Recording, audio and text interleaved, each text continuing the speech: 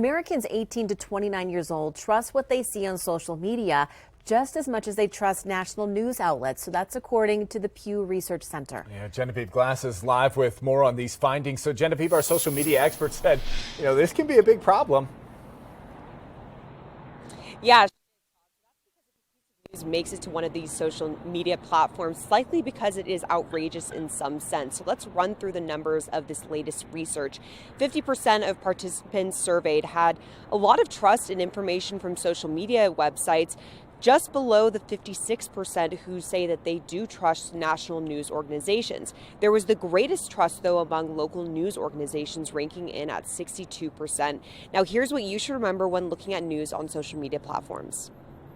What happens in social media is so many times there's a clickbait headline. And before we even read beyond that headline, we think we know our position. We think we know what the news story is about. And we go off and enrage and engage others without going further than what is the story really saying? Do I agree with it? Like doing some critical thinking around if this is even true.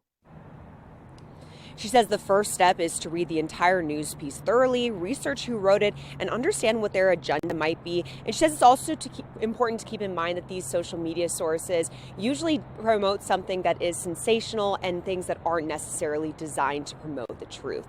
Live in downtown Albuquerque, I'm Genevieve Glass, KOAT Action 7 News.